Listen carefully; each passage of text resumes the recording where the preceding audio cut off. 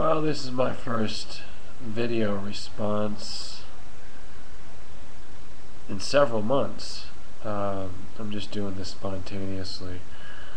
I watched your video about Mr. McCain, Senator McCain, because I was curious about this whole legend of him being a POW.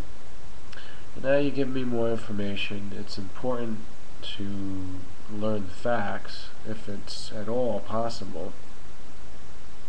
And I don't think this should really be an issue that factors into the presidency.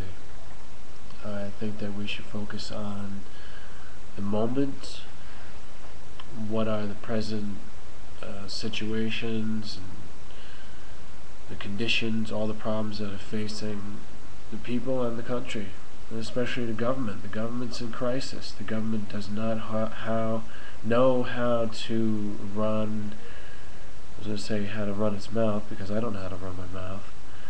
It doesn't know how to run its own affairs. It's running into a lot of crises, you could say.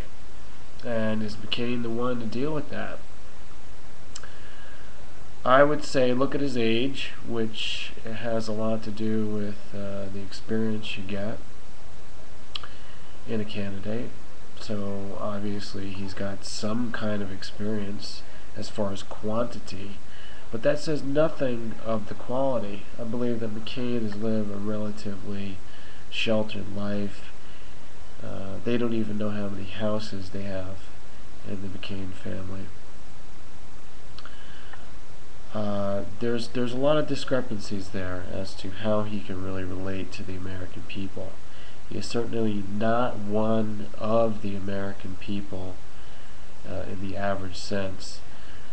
The other thing that I wanted to say about the war record is that I have a feeling it's being used to tap into the sentiments of the military and get them to fall into line with a continuing military leadership of the country. So there's a lot of controversy about that. You know, how we're going to continue to portray ourselves in the world with our military might and our use of force. And I think that we've had 8 years of the Bush style of leadership, and that we need to transition, and I don't believe that McCain is going to provide the proper transition. I believe that just by this campaign of the McCain POW legend, it's telling the military and it's telling the American public that you can be rewarded in war. You can be rewarded even though you may be captured, even though you may betray your country. Well, there's not much of a difference anymore, company and country. It's saying that you may be tortured and suffer in some way as part of a military experience, and yet you can come out on top and be a president. I think that's the message it's sending to the military, and it's rather misleading. So let's have a president who puts more emphasis on what they're going to do about the present moment, who they really are, and to demonstrate that they are a president of the people.